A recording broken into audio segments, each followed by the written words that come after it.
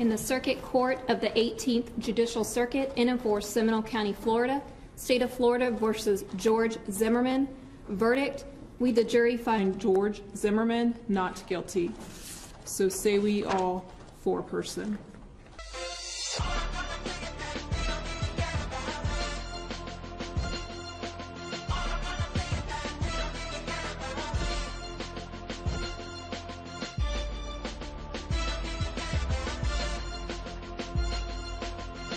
I am concerned about this case.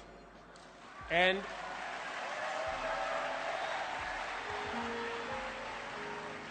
as we confirmed last spring, the Justice Department has an open investigation into it.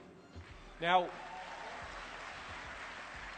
while that inquiry is ongoing, I can promise that the Department of Justice will consider all available information before determining what action to take.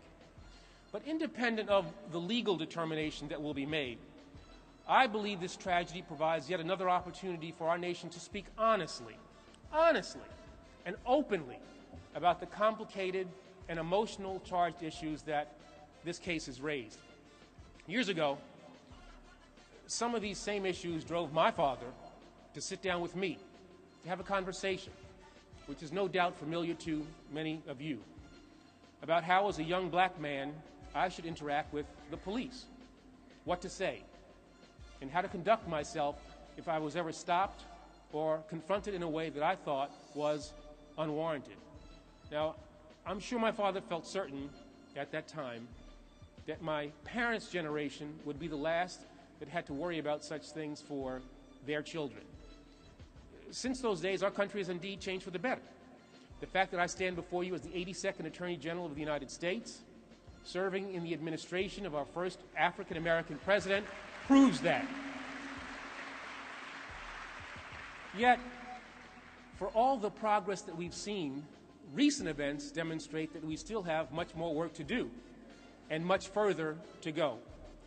The news of Trayvon Martin's death last year and the discussions that have taken place since then reminded me of my father's words so many years ago. And they brought me back to a number of experiences that I had as a young man, when I was pulled over twice and my car searched on the New Jersey Turnpike when I'm sure I wasn't speeding, or when I was stopped by a police officer while simply running to catch a movie at night in Georgetown in Washington, D.C. I was, at the time of that last incident, a federal prosecutor. So, Trayvon's death last spring caused me to sit down to have a conversation with my own 15-year-old son, like my dad did with me. This was a father-son tradition I hoped would not need to be handed down. But as a father who loves his son and who is more knowing in the ways of the world, I had to do this to protect my boy. I am his father, and it is my responsibility not to burden him with the baggage of eras long gone, but to make him aware of the world that he must still confront.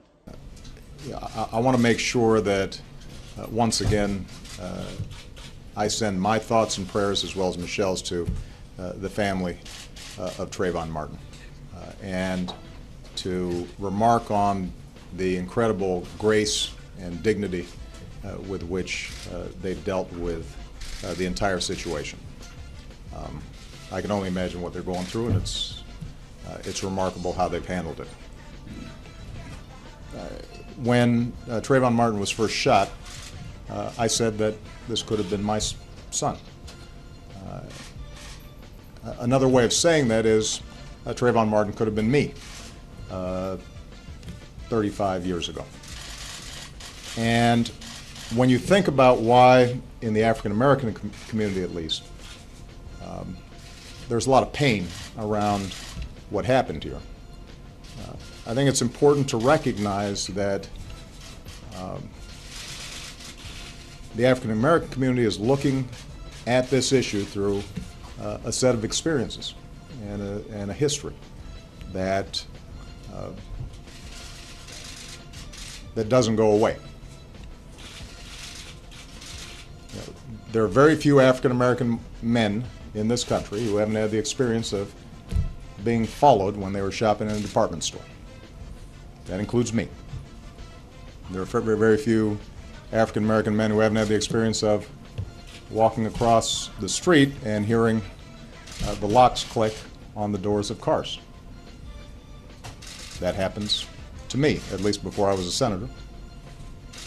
There are very few African Americans who haven't had the experience of getting on an elevator and a woman clutching her purse nervously and holding her breath until she had a chance to get off. That happens often. And I don't want to exaggerate this, but those sets of experiences inform how the African American community interprets what happened one night in Florida. And it's inescapable for people to bring those experiences to bear. The African American community is also knowledgeable that there is a history of racial disparities in the application of our criminal laws. Everything from the death penalty to enforcement of our drug laws. And that ends up having an impact in terms of how people interpret the case. And the fact that a lot of African American boys are painted with a broad brush, and the excuse is given, well, there are these statistics out there that show that African American boys are more violent. Using that as an excuse to then see sons treated differently causes pain. That all contributes, I think, to a sense that if a white male teen was involved in the same kind of scenario, that from top to bottom, both the outcome and the aftermath might have been different. That the stand your ground laws in Florida were not used as a defense in the case. On the other hand, if we're sending a message as a society in our communities that someone who is armed potentially has the right to use those firearms, even if there's a way for them to exit from a situation, is that really going to be contributing to the kind of peace and security and order that we'd like to see? And for those who resist that idea that we should think about something like these stand your ground laws, I just ask people to consider, if Trayvon Martin was of age and armed, could he have stood his ground on that sidewalk? And do we actually think that he would have been justified in shooting Mr. Zimmerman, who had followed him in a car, because he felt threatened? And if the answer to that question is at least ambiguous, then it seems to me that we might want to examine those kinds of laws.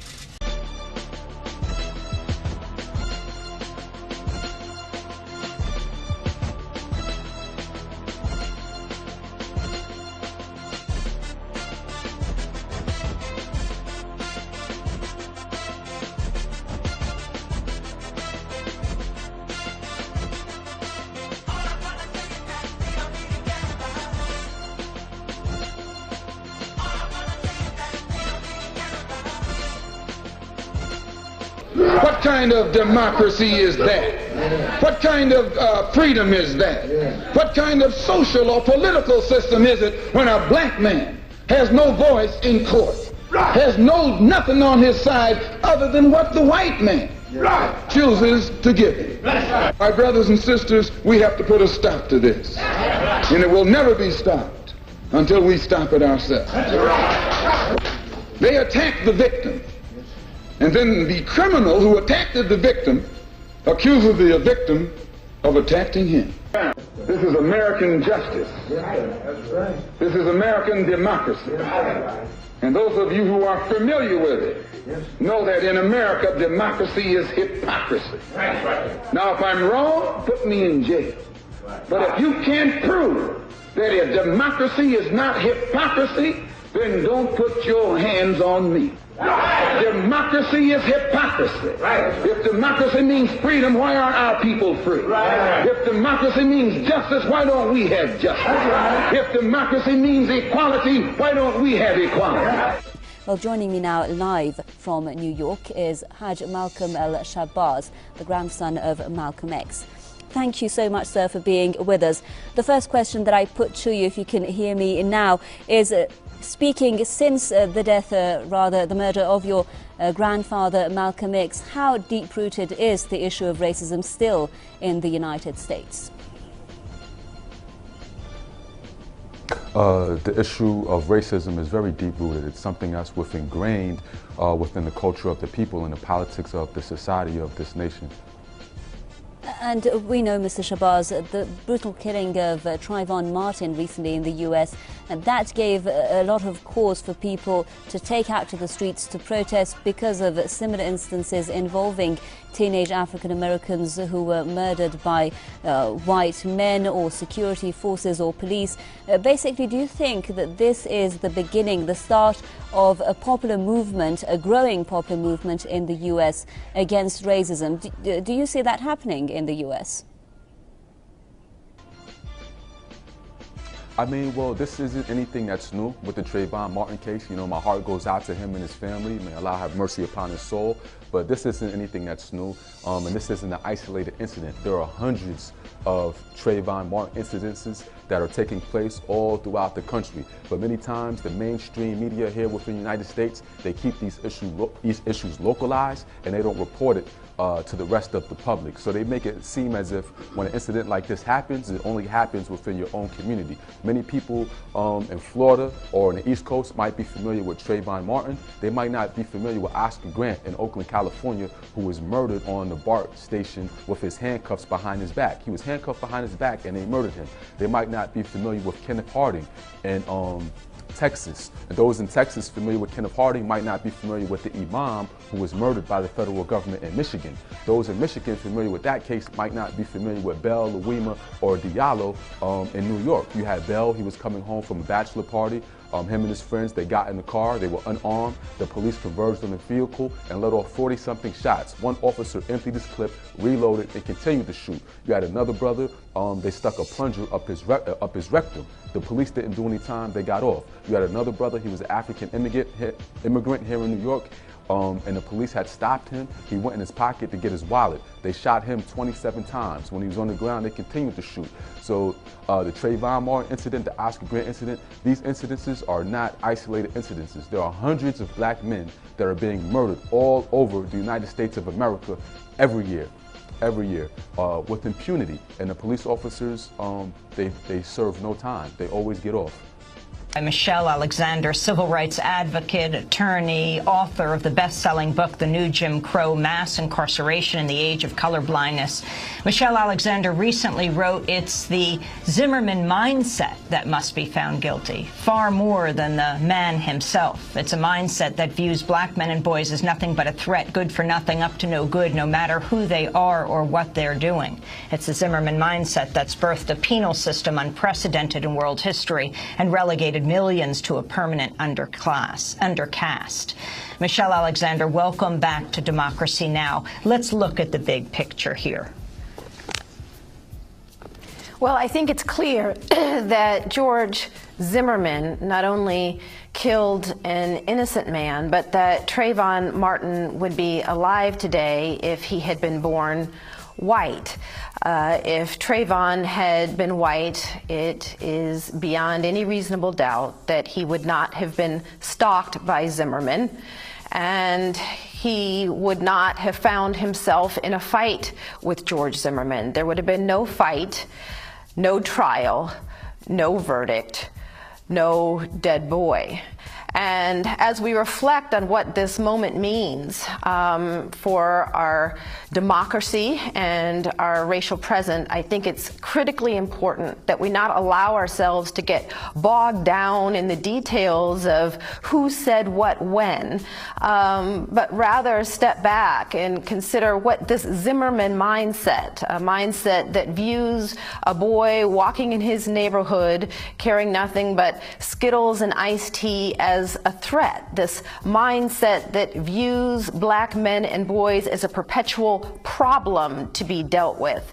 This mindset has infected our criminal justice system, has infected our schools, has infected our politics in ways that have had disastrous consequences, birthing a prison system unprecedented in world history, and stripping millions of people of basic civil and human rights once they've been branded criminals and felons. It's this mindset that some of us, defined largely by race and class, are unworthy of our basic care and concern and can be dealt with harshly, written off with impunity that has led to the birth of the prison industrial complex, and I think a great deal of indifference to the plight of those who are locked up in cages in prisons, but also locked out of jobs and opportunity and find themselves trapped in ghettoized communities. On Democracy Now!, democracynow.org, The War and Peace Report. I'm Amy Goodman with Nermeen Sheikh. We turn now to a report that examines how what happened to Trayvon Martin and the lack of punishment faced by his killer is not unique. In a survey conducted in 2012, the Malcolm X grassroots movement found at least 136 unarmed African Americans were killed by police, security guards, and self-appointed vigilantes over the course of a single year. When African Americans who are armed are included in the survey, the overall number killed in extrajudicial shootings was 313. One black person killed every 28 hours. For more, we're joined by Kali Akuno, a longtime organizer with the Malcolm X grassroots movement, author of Let Your Motto Be Resistance, a handbook on organizing new African and oppressed communities. His organization's report is called Operation Ghetto Storm, documenting the extrajudicial killing of 313 black people in 2012. Michelle Alexander, still with us, author of The New Jim Crow. It's great to have you both with us. Kali Akuno, very quickly, just go through what you found. What we found is that this practice of extrajudicial killings is very systematic throughout the country. We found that police officers rarely, or the security guards, or those who are deputized, such as George Zimmerman, are rarely, if ever, persecuted for the crimes that they commit, for the killings that they commit. And we found that overwhelmingly, as you mentioned some of the figures, overwhelmingly, most of the folks who were killed do not have any weapons, and the main reason, even 47% of those who were killed, the reasoning that was offered by the police is that they felt threatened. And so very similar argument that you hear in the Zimmerman case. And this was very systematic. And we also found that 313 is what we could definitely verify. But we believe that this is an undercount, and this is primarily because the police, how they document these killings. Oftentimes in many states there is no race very kind of designated, but what you can do is look at the geographic area and kind of make some summaries. But the federal government really is not compiling this information, and not many people are trying to compile this information. So there's a pretty significant gap in terms of, you know, the cold reality, if we want to look at and disaggregate it by race, of what's actually taking place in our communities. Kyle, I want to ask you about a particular case. A trial began this week in Milwaukee, Wisconsin, for a case that's been compared to the Trayvon Martin shooting. An elderly white man, John Henry Spooner, is facing first-degree intentional murder charges for the fatal shooting of his unarmed neighborhood, a 13-year-old African-American boy named Darius Simmons, in May 2012. According to the criminal complaint, Spooner confronted Darius Simmons of stealing from his home. When Simmons denied it, Spooner shot him. The boy's mother witnessed her son's murder. Darius Simmons' aunt, Betty McQuiston, spoke at a vigil after the shooting. And his mom wanted everyone to know that he had his hands up, standing in front of him when he shot him. And then he turned to run. and he shot him again in his back. After witnessing her son's murder, Darius Simmons' mother, Patricia Larry, was reportedly forced to remain in a police car for more than an hour instead of being allowed to be with her son's body. Police searched her home for the firearm Spooner had accused the boy of stealing, but found nothing. He was his neighbor.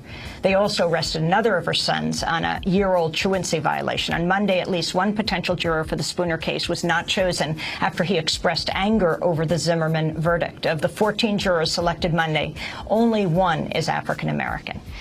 If you could tell us more about this, Kali Akuno. Well, I mean, just briefly, we see the same pattern.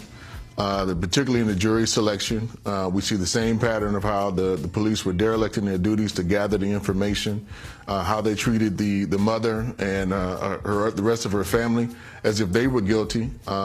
We see the same pattern, and it speaks to the mindset of criminalizing blackness, of criminalizing black people, that Michelle Alexander was breaking down to you, that we see a systematic throughout this country, and that really we have to get at the heart of and have a much deeper conversation. And I think the mass movement which is taking place in response is an opening shot to have that conversation, to really talk about race in a more substantive way, and to basically, I think, deal with the policies that we need to transform, the stop and frisk, the war on drugs, because that's ultimately what we're talking about and what has to take place in this country. Michelle Alexander, very quickly before we conclude, your final comment. Well, just that I think it's critically important that we think beyond traditional forms of politics. If we are serious about building a movement that will end the Zimmerman mindset, that will end mass incarceration and break our nation's habit of treating black and brown men as disposable, it is going to take organizing, it's going to take civil disobedience, it's going to take a commitment to movement building far beyond the forms of traditional advocacy that have been so prevalent in recent decades.